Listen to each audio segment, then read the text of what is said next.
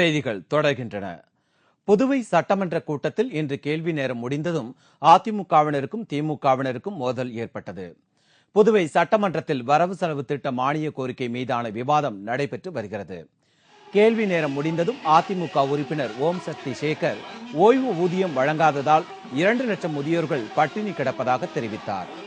இதற்கு முதல்வர் ஓய்வு ஊதியம் வழங்க ஏற்பாடு செய்யப்பட்டுள்ளதாக தெரிவித்தார். இதன் பின்னர் உடனே எழுந்த திமுக உறுப்பினர் நாஜிம் சபை மரபை மீறுவதாக தெரிவித்தார்.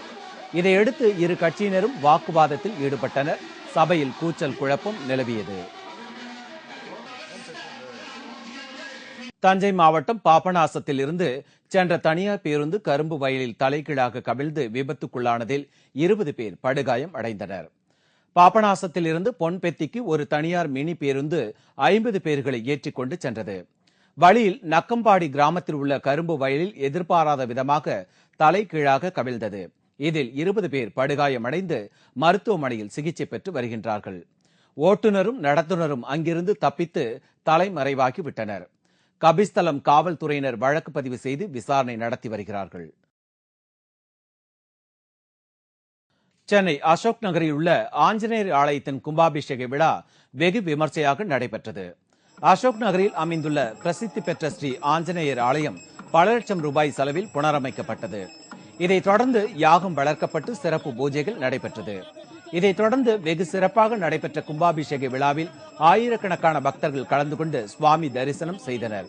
இதேபோல் தஞ்சை மாவட்டம் ஒரத்தநாடு அருகே உள்ள அரசப்பட்டு திருமேனி ஐயனார் கோவில் கும்பாபிஷேகம் சிறப்பாக நடைபெற்றது.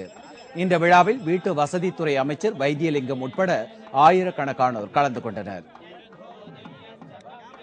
நடைபெறவுள்ள திருச்சி சட்டசபை இடைத்தேர்தலில் காங்கிரஸ் கட்சி போட்டியிடாது என்று தமிழ்நாடு காங்கிரஸ் தலைவர் தங்கபாலு கூறியுள்ளார்.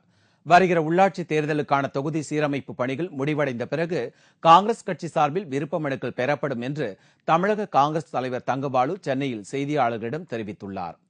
திருச்சி சட்டசபை இடைத்தேர்தலில் காங்கிரஸ் கட்சி போட்டியிடாது என்று கூறிய அவர், உள்ளாட்சி தேர்தல் பணிகள் குறித்து மத்திய அமைச்சர்கள் மற்றும் நாடாளுமன்ற உறுப்பினர்களிடம் கலந்தாய்வு செய்து வருவதாகவும் தெரிவித்தார். கல்வராயன் மலைப்பகுதியில் 100 ஏக்கர் நிலம் ஆக்கிரமித்துள்ளதாக எழுந்துள்ள புகார் குறித்து கருத்து தெரிவித்த தங்கபாலு, அவ்வாறு தான் எந்த நிலத்தையும் அபகரிக்கவில்லை என்று கூறினார். இதனிடையே சென்னை சத்தியமூர்த்தி பவனில் தங்கபாலுவை EVKS இளங்கோவன் சந்தித்து உள்ளாட்சி தேர்தல் குறித்து ஆலோசனை நடத்தினார். பின்னர் செய்தியாளர்களிடம் பேசிய அவர், காங்கிரஸ் தனித்து போட்டியிட வேண்டும் என்ற தனது கருத்தை வலியுறுத்தியதாக தெரிவித்தார்.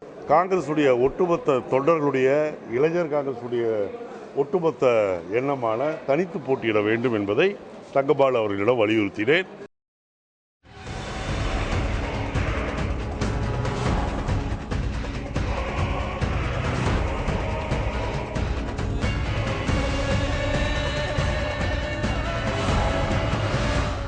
ஆச்சரியம், ஆனால் உண்மை. இன்று நாம் காண இருப்பது தமிழ் திரைப்பட பாடலை இசைத்து பாடும் வெளிநாட்டு ரசிகர்கள் பற்றியது. சிவாஜி படத்தில் AR ரகுமான் இசையமைப்பில் வெளியான பல்லேலக்கா பாடல் பிரபலமாகி பட்டி தொட்டியெங்கும் புகழ் பரப்பியது. அந்த பாடலில் இசையும் மெட்டும் பிறளாது பாடுகிறார்கள் அமெரிக்காவைச் சேர்ந்த இன்னிசை குழுவினர். இசைக்கு மொழிபேதம் ஏது?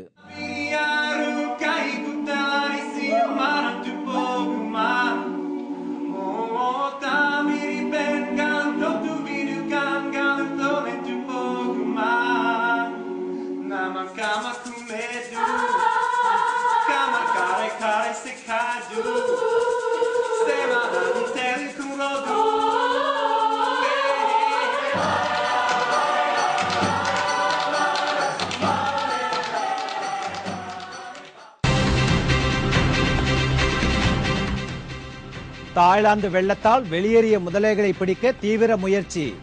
விபரம் விளம்பர இடைவேளைக்கு பிறகு.